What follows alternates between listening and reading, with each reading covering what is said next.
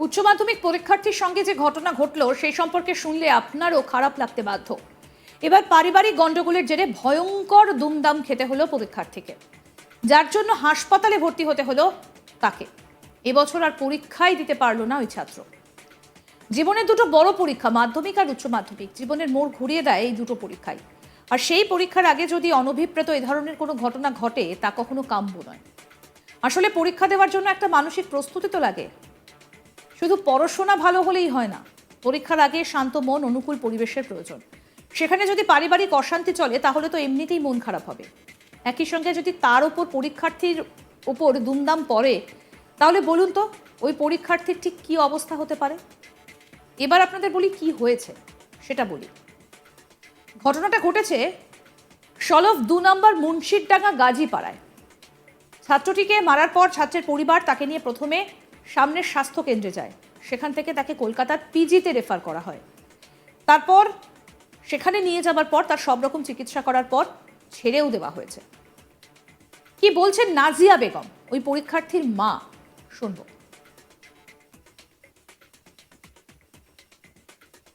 বাড়ি বাড়ি নিয়ে ঝামেলা প্রায় হয়।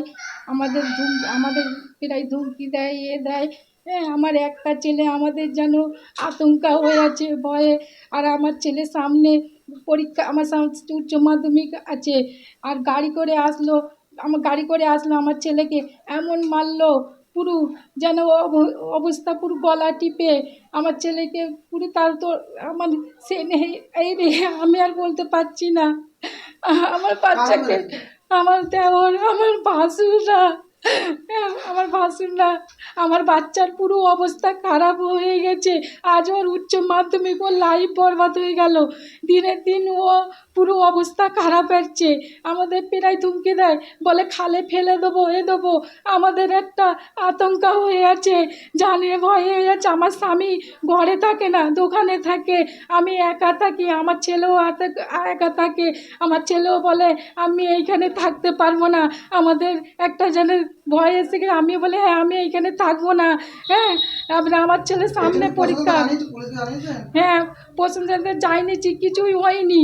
আজ ওদের যারা যারা করেছে, আমার একটা ছেলে লাইফ বরবাদ করেছে, তাদের শাস্তি দিন, আমি এর বিচার চাই।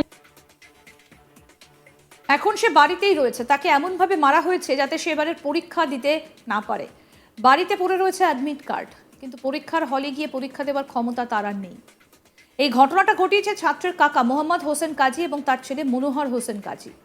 যদিও নিজের বিরুদ্ধে ওঠা যাবতীয় অভিযোগ অস্বীকার করেছেন কাকা মোহাম্মদ হোসেন কাজী। তার পাল্টা দাবি, তিনি মারামারি থামাতে গিয়েছিলেন আর তখন তিনি আহত হয়েছেন। কি বলছেন কাকা মোহাম্মদ হোসেন কাজী, শুনবো। এই কারখানা সবাইয়েরই কাজ হয়।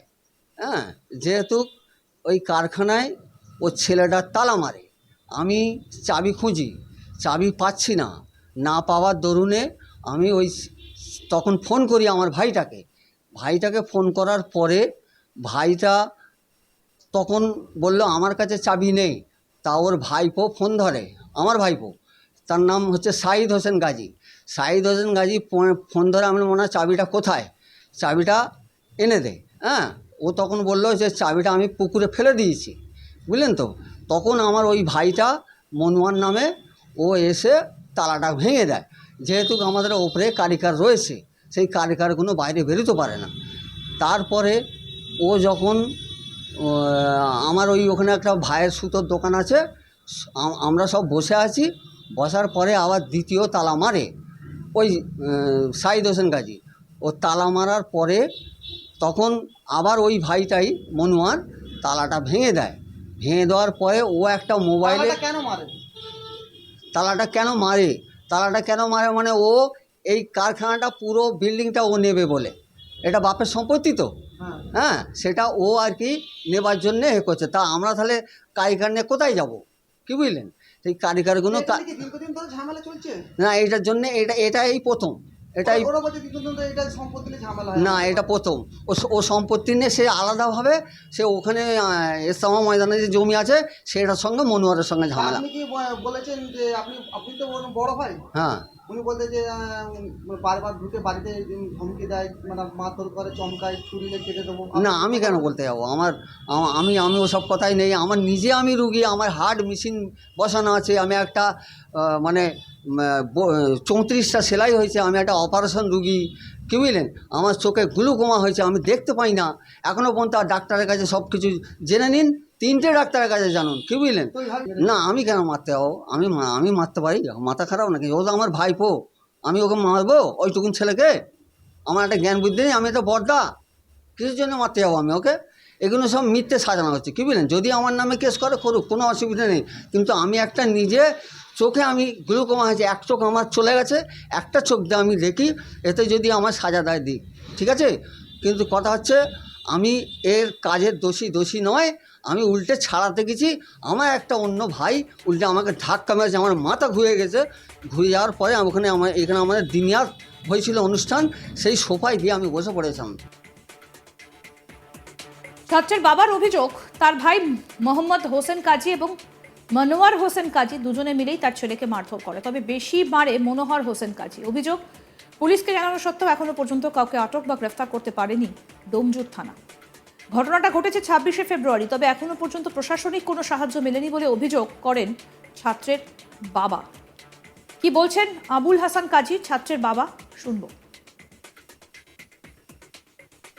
পারিবারিক সম্পত্তি নিয়ে ঝামেলা হয়েছে এবং এর আগেও দুবার হয়েছিল, ডায়েরি করেছিলাম, কিন্তু এতে কোনো কাজ হয়নি, পুলিশ কোনো অ্যাকশান নিয়নি। এবারে করে নতুন করে ওরা ঝামেলা করেছে। আমি তখন দোকানে ছিলাম এবং আমার ছেলেকে এত মারধর করেছে, দু ভাই মিলে, মারধর করে হাতুড়ি, এবং যে ভাইটা মেরেছে তার নাম মনোয়ার হোসেন গাজী এবং আমার বড়দাও ছিলেন মোহাম্মদ হোসেন গাজী। মনোয়ার হোসেন গাজী বেশি করে মেরেছে, এমন মার মেরেছে মানে আমার ছেলের এই সামনে উচ্চ মাধ্যমিক পরীক্ষা দিতে পারবে না। কেন, আমার ছেলেকে আমি হসপিটালে ভর্তি করেছিলাম। এই প্রথমে সেন্ট্রালে নিয়ে গেছিলাম, তারপরে পিজিতে নিয়ে গেছিলাম। পিজিতে সমস্ত চিকিৎসা করেছে। ওনারা বলেছেন যে চিকিৎসা করার পরে বলেছে আউটডোরে দেখাবেন, ওনারা যদি ভর্তি করতে বলেন ফের ভর্তি করবেন, এইভাবে। কিন্তু এইভাবে প্রশাসনকে জানিয়েছিলাম, প্রশাসনকে জানাতে প্রশাসন এখনও পর্যন্ত তার অ্যাকশান নিচ্ছে না। কিন্তু আমি কি করব? আমার এই একটা ছেলে, ওর উচ্চ মাধ্যমিক পরীক্ষা, ওর লাইফ বরবাদ হয়ে গেল। এখন আপনারা কি চাইছেন? এখন আমরা চাইছি এর ব্যবস্থা নিক পুলিশ, প্রশাসন ব্যবস্থা নিক, যে কীভাবে কি করা যায়। এইভাবে যে আমার ছেলে যদি আতঙ্কের মধ্যে থাকে, ঘরেতে আতঙ্ক, আমি দোকানে থাকি, এইভাবে আতঙ্কের মধ্যে যদি ওরা রাখে, তাহলে আমি কি রিস্ক নেব ছেলের প্রতি, আমার বইয়ের প্রতি? আমি কি রিস্ক নেব? ওরা তো বারে বারে এই হুমকি দেয় যে মেরে ফেলবো, খালে ফেলে দেবো, এরকমভাবে। আরো আপডেট পেতে দেখতে থাকুন আজ তাক বাংলা, সাবস্ক্রাইব করুন, নোটিফিকেশন পেতে বেল বাটন অপশন প্রেস করুন, হোয়াটসঅ্যাপে ফলো করুন আজ তাক বাংলা, ভিডিওটা লাইক করুন, শেয়ার করুন, কমেন্ট করুন।